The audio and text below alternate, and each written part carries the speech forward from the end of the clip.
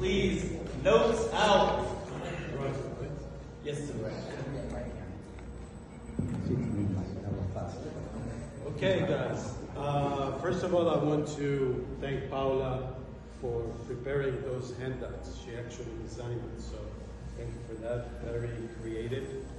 And this is just information for you to see and to have an idea about what group health means.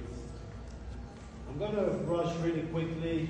On my personal life, I lived in 7-8 countries.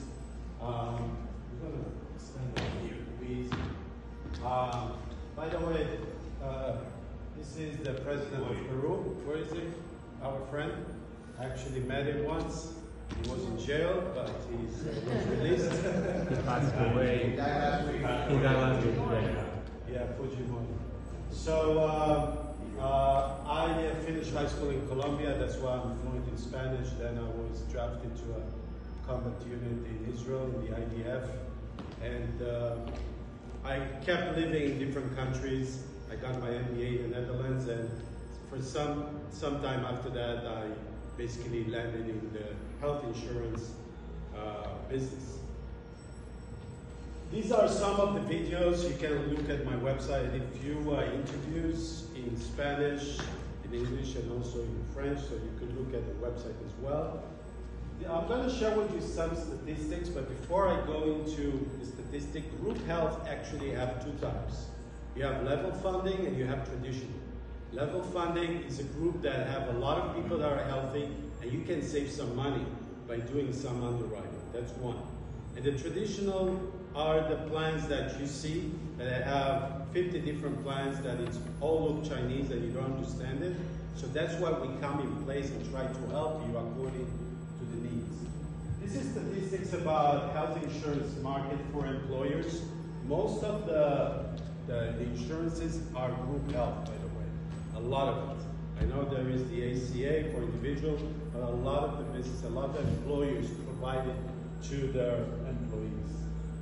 This is also some statistics for you that I expect you to memorize because I'm going to ask you at the end of it. This is also statistics about the private sector for employees, difference from national average, etc. Which areas are giving more to the employees? Florida is not very well ranked, but other states are better ranked. How to navigate? It's very simple. You basically do a census, and eventually you look at the budget of the company, and you try to explain what are the different benefits. Usually people are more interested in the medication, the diagnostic, and their doctor is there as well, in the network or not. We try to expand a little bit more, like to see if the insurance covers you nationwide or not. If it doesn't cover nationwide and you have cancer, you can do the treatment only in Florida. So these are the things that we try to explain to our employers and employees. Obviously, emergency room, urgent care, etc., also other considerations. We represent all the carriers, the only 5 carriers right now in the market, which are Florida Blue, Cigna, Aetna that works with CVS, and AvMed and United Healthcare. Do I have a preference for a carrier? Yes, I work more with Florida Blue because of the service, but if somebody comes to me and really want United Healthcare, we can do it. There's no problem with it.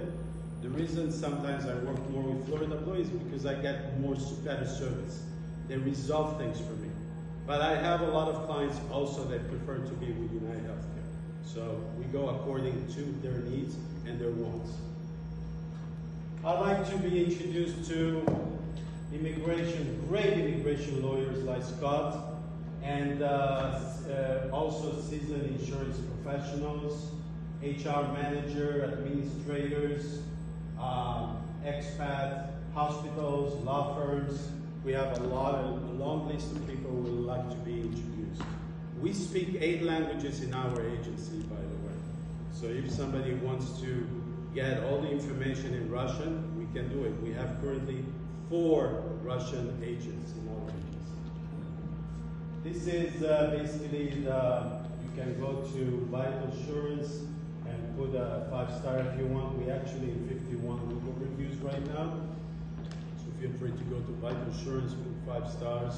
We'll be very happy for that. Okay, thank you very much.